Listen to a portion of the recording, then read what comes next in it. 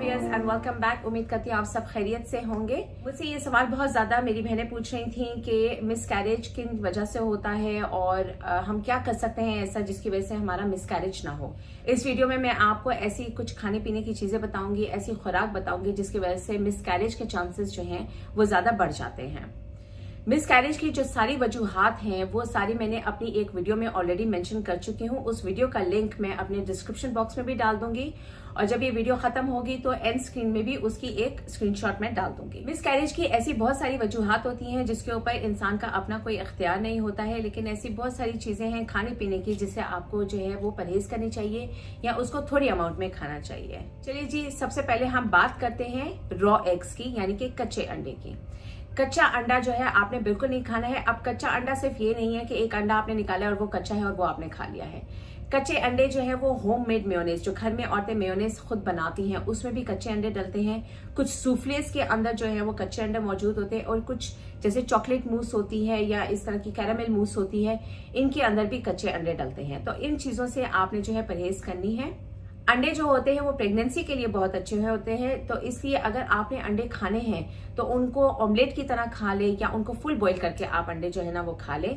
Second आ जाता है कच्चा दूध।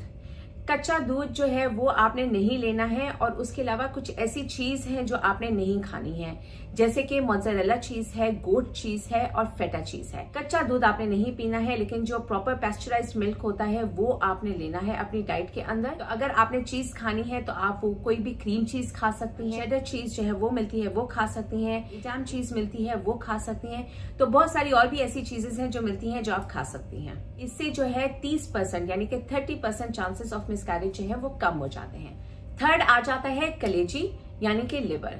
जिस भी जानवर का लिवर आप खा रहे हैं, अगर उस जानवर को कोई भी बीमारी है या वो किसी भी वजह से इन्फेक्टेड है तो वो सारा बैक्टीरिया और सारा वायरस या सारे पैरासाइट्स जो हैं वो उसकी कलेजी में जाके जो है वो अपना घर कर लेते हैं।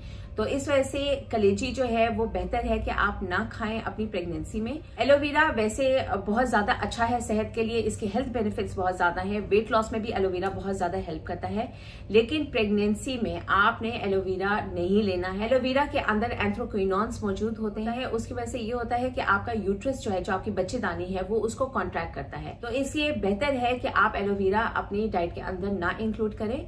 अब सवाल आ जाता है कि हम एलोवेरा अपने चेहरे के ऊपर, अपने बालों के ऊपर लगा सकते हैं? तो बिल्कुल लगा सकते हैं, उसका कोई भी साइड इफेक्ट नहीं होगा। नेक्स्ट आ जाता है आलू। अच्छा, अगर आप ये आलू देखें तो ये पुराना आलू है। इस आलू के अंदर ये स्प्राउट्स हैं। तो बेसिकली हम बात करेंगे स्प्राउटेड पोटैटोज की। जिस आलू के इस तरह निकल आते हैं, रूट्स निकल आते हैं और हरे पत्ते निकलना शुरू हो जाते हैं, उन आलूओं को आपने बिल्कुल इस्तेमाल नहीं करना है। ये डेंजरस होता है बोथ मदर के लिए भी और बेबी के लिए भी। तो बेहतर है कि इस तरह के आलूओं का आप वैसे भी नॉर्मली भी अपनी डाइट के अंदर इस्तेमाल ना करें, क्योंकि इनके अंदर एक एंजाइम मौजूद होता है विच इज सोलेनिन, जिसकी वजह से जो है इंटरनल हेमरेज हो जाती है। ये जाके डायरेक्ट जो है वो बच्चेदानी के ऊपर इफेक्ट करता है। नेक्स्ट आ जाता है आड़ू यानी कि पीचेस। पीचेस की जो तासीर होती है वो बहुत ज्यादा गर्म होती है, इसलिए पीचेस जो है वो खाने से मना किए जाते हैं। लेकिन ये बिल्कुल ऐसा नहीं है कि आपने बिल्कुल नहीं खाने हैं, क्योंकि उसके अंदर बहुत सारे और विटामिन हैं जो बहुत ज्यादा इंपॉर्टेंट होते हैं प्रेगनेंसी के लिए। तो अगर आपने आड़ू खाना है तो उसका स्किन उतार के जो है ना आड़ू आपने खाना है, क्योंकि उसकी स्किन के ऊपर अगर आप गौर से देखें तो आड़ू की स्किन के ऊपर छोटे छोटे बाल मौजूद होते हैं। उन बालों के ऊपर जो है ना वो बैक्टीरिया मौजूद होता है और जरासीम मौजूद होते हैं, जिसकी वजह से मिसकैरेजेस हो सकते हैं। नेक्स्ट आ जाता है मक्खन यानी कि बटर। बटर के अंदर जो है वो सैचुरेटेड फैट्स मौजूद होते हैं, जिसकी वजह से इसकी कोई एक्चुअल रिसर्च नहीं है, लेकिन ये एक स्टडी हुई है जिसके अंदर बताया गया था कि अगर बटर का बहुत ज्यादा इस्तेमाल किया जाए तो उसकी वजह से मिसकैरेज के चांसेस जो है वो इंक्रीज हो जाते हैं। नेक्स्ट आ जाता है प्रोसेस्ड मीट। कोई भी चीज जो प्रोसेस्ड होती है उससे आप परहेज करें तो ज्यादा बेहतर है। फ्रेश चीज लेकर आए, फ्रेश पकाए, देसी लेकर आए और देसी खाएं, तो ये सबसे बेस्ट होता है। जितनी आप नॉर्मल खुराक रखेंगी ना, जितनी कुदरती खुराक रखेंगी ना, वो ज्यादा अच्छी है आपकी सेहत के लिए। जितने भी प्रोसेस्ड मीट होते हैं, जैसे सॉसेजेस होते हैं, हॉट डॉग्स होते हैं, पिज्जाज के ऊपर पेपरोनीज होती हैं, इनसे आपने जो है ना परहेज करनी है, क्योंकि ये प्रोसेस्ड मीट होते हैं कि इनके अंदर बैक्टीरिया मौजूद होता है जिसकी वजह से मिसकैरेज हो जाता है। नेक्स्ट आ जाते हैं ऐसे कौन से कुछ स्पाइसेस होते हैं, कुछ ऐसे हर्ब्स हैं जो आपने नहीं खाने हैं, जैसे फेन्यूग्रीक है।